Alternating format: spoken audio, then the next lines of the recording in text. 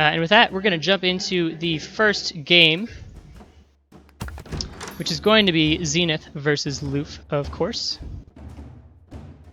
And we'll see what both of these players decide to do for their very first match of the semi-finals.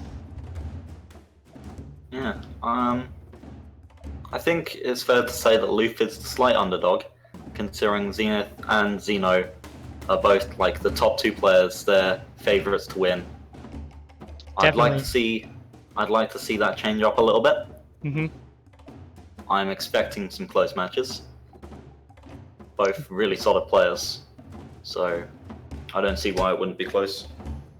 Yeah, definitely. An upset by Loof would be a staggering development here. I would love to see Loof beat Zenith here and take on Zeno in the grand finals. But we'll see. Loof going ahead, and he's got his first build already. Squirrel, Mole, Pigeon, Chameleon, Turret, and Wolf. I don't think we've seen Wolves yet. Most of the games haven't gotten to Tier 3. But the rest of Loof's build is very standard. Indeed. And it looks like Zenith is taking... Both players opting for the same core, basically, with the Squirrel, Mole, Pigeon, Chameleon, really popular in this tournament.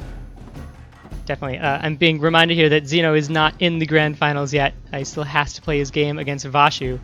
So my apologies. That could still go either way. Exactly. Okay, so going into game one of our semi-finals match between Loof and Zenith, we have Loof to the north as red, Zenith to the south as green. Let's have a look at the map. And I'm going to say Zenith has a pretty defensible base here, surrounded by water, which of course you can still walk through, but slows you down, and just that one little bridge in front of his base. Whereas Loof has a nice safe expansion behind his main base, and a nice safe expansion to the front, and to the south, and to the east. So definitely Loof ahead here if the game decides to go, or if the players decide to go for a little bit of a longer game. But if Loof decides to rush, Zenith will be able to control that rush pretty easily. Mm-hmm. Zenith, of course... We haven't seen any games go beyond two-base play yet. It'll be interesting to see that. Both players opting for the same 7 or 8 farms. Zenith going for 7 farm Warren. Loof going for 8. And we'll see what Warren he decides to place down first. Or if he decides... Ooh, that would be interesting if he expanded. Nope, but it's going to be squirrels. So both players going with 1 squirrel Warren to start out. Zenith going to have that slight early advantage with the squirrels.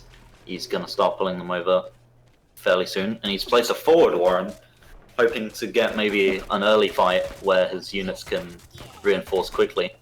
We'll see if he can take out that first pig, and it does go down. And in a match like this, that is a very important development. While it may seem small, remember that farm is not producing while it's rebuilding.